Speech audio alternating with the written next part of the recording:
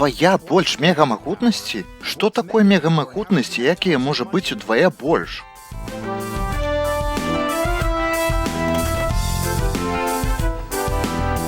Галоўны экран паказвае добрыя колеры для 8-бітнай графікі. Аднак я б аддаў перавагу традыцыйнай чорна-белай назве, якая пракручваецца як у фільмах. Але галоўнае, паслухайце музыку.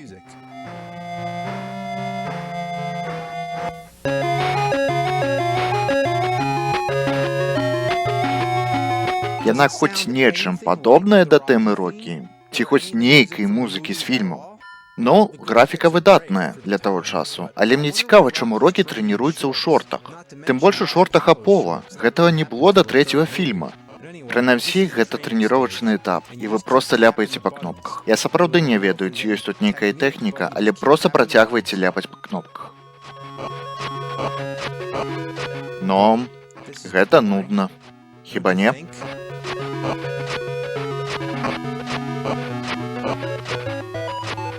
Бля.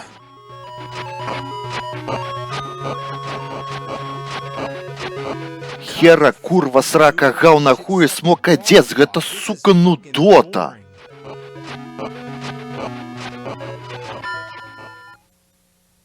Добра, пачынаем. Б'ёмся за Пола.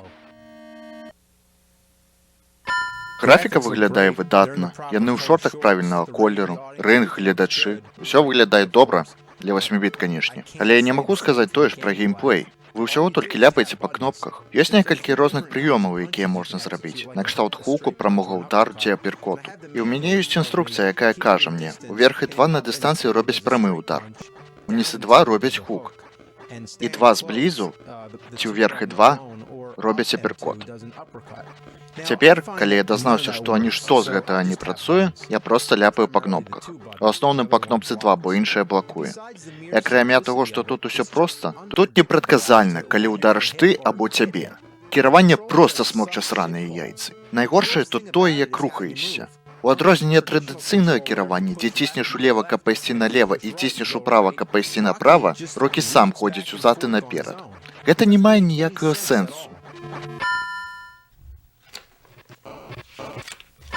Каб перасоўваць гульца па рынгу, не патрэбна ніякіх асабістых кнопак. Патрэбная правільная сітуацыя, бо вашаму гульцу будзе забаронена рухацца, пакуль не будзе патрэбных умоў.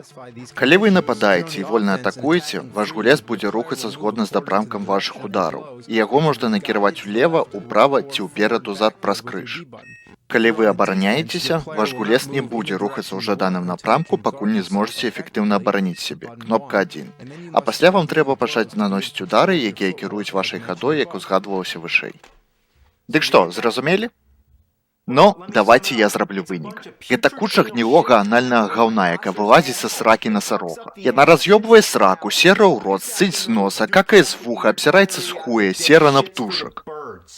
Кіраванне у гэтай гульні кака. Добра, я збіла Пола з ног, ён пачынае пярдоліць падлогу. Ён устае. Ён абасрацца, які лёгкі, пакуль ляпаеце па кнопках. Збівайце яго з ног, ён пярдоліць падлогу, ён устае. Паўтаральнасць гэтай гульні ўражвае. Колькі разоў ён можа ўстаць? Гэта сорам. Тут не працуе правіла 3 падзенняў. Няма Марыо, які выйдзе і скажа тэхнічны накаут.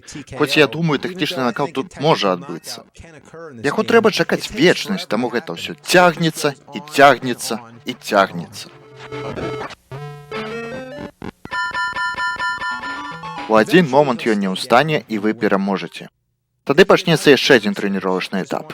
Проста цудоўна. У гэтым ёсць нейкі сэнс. Я ведаю, што гэта мусіць зрабіць мяне мацнейшым падчас бою, але ў сраку гэта мне не хочацца ляпаць па кнопках. Ад гэтага мае пальцы яшчэ больш стомяцца, і пасля я ўсё адно прайграю бой. Я лепей проста пачакаю.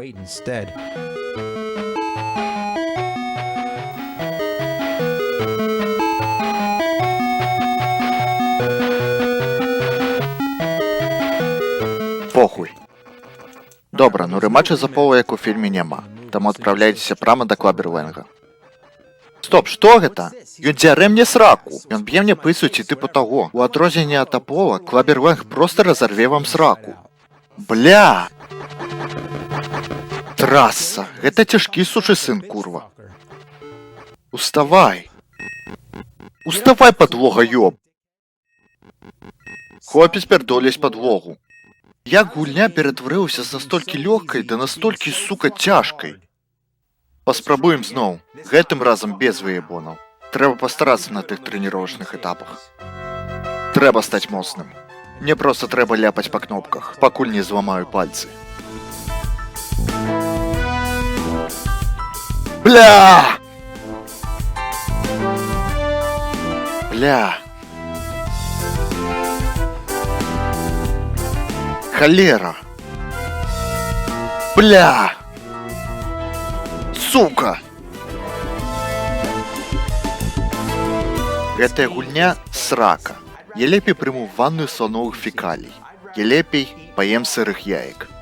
Срака!